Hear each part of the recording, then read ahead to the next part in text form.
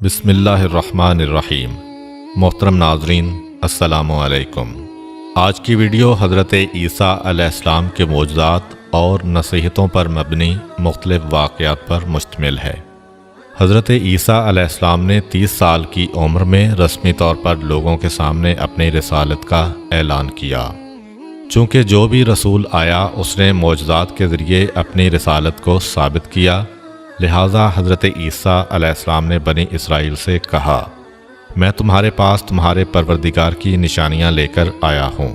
اس کے بعد اپنے 5 معجزات بیان کرتے ہوئے کہا، میں مٹی سے پرندے کی شکل بناؤں گا اور اس میں کچھ دم کر دوں گا تو وہ حکم خدا سے پرندہ بن جائے گا۔ میں پیدائشی اندھے کو بینائی دوں گا۔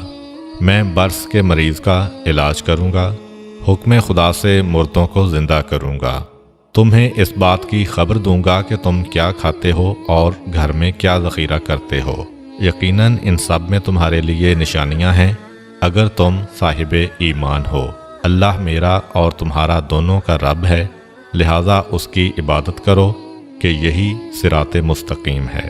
کچھ لوگ حضرت عیسیٰ علیہ السلام پر ایمان لے آئے اور کچھ لوگوں نے ان کا انکار کیا اور ان کے معجزات کو سحر و جادو سے تعبیر کیا۔ لیکن حضرت عیسیٰ علیہ السلام مسلسل لوگوں کو دعوت توحید دیتے رہے اور انہیں پند و نصیحت کے ذریعے راہ حق کی طرف ہدایت کرتے رہے۔ ایک دن وہ اپنے 12 خاص دوستوں، جن کو حواری کہا جاتا تھا، کہ ہمراہ سرزمین اردن سے بیت المقدس کی جانب روانہ ہوئے۔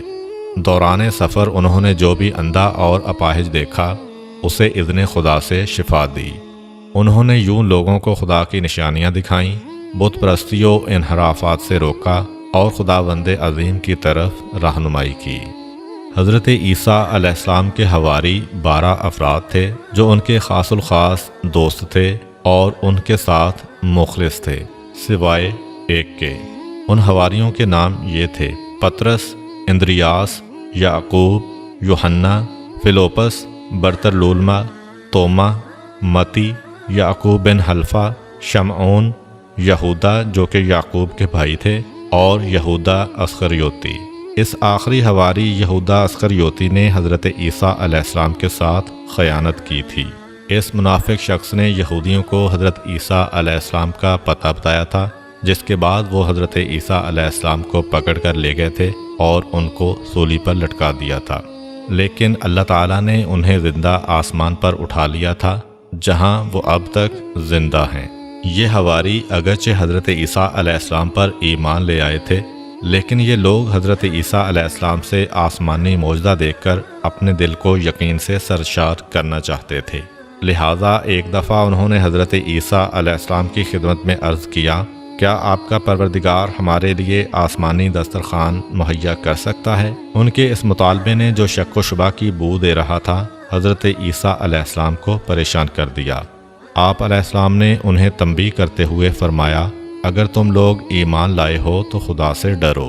حواریوں نے کہا، ہم چاہتے ہیں کہ اس غذا سے کھائیں تاکہ ہمارے دل اطمینان و یقین سے سرشار ہوں اور اچھی طرح جان لیں کہ آپ علیہ السلام نے جو کچھ کہا ہے وہ سچ ہے، تاکہ اس پر گواہی دیں۔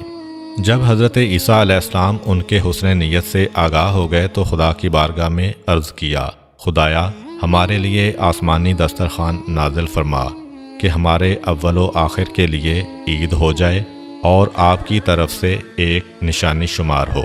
ہمیں روزی عطا فرما، تو بہترین روزی دینے والا ہے۔ خداوند متعال نے حضرت عیسیٰ علیہ السلام پر وحی نازل فرمائی، میں آپ کے لیے ایسا ہی دسترخوان بھیجتا ہوں، لیکن یہ بات یاد رکھ لیں کہ دسترخوان نازل ہونے کے بعد آپ کی ذمہ داری بڑھ جائے گی۔ اس کے بعد تم میں سے جو بھی انکار کرے گا اس پر ایسا عذاب نازل کروں گا کہ عالمین میں سے کسی پر نہیں کیا ہوگا۔ دسترخوان نازل ہوا، اس کے اندر کچھ روٹیاں اور مچھلیاں تھیں۔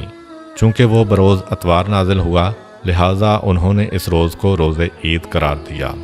حضرت مسیح علیہ السلام کی ایک دعا میں بھی ہے کہ یہ دسترخوان ہمارے لیے عید کا موجب ہو، یعنی ہمیں ہمارے وجدان اور فطرت کی طرف پلٹائے کہ جو توحید اور ایمان کی اساس پر ہے۔ روایت ہے کہ متعدد بار دسترخوان نازل ہونے کے بعد اللہ تعالیٰ نے حضرت عیسیٰ علیہ السلام پر وحی نازل کی کہ آسمانی دسترخوان فقراء کے لیے بچھائیں نہ کہ عمراء کے لیے۔ جناب عیسیٰ علیہ السلام نے ایسا ہی کیا۔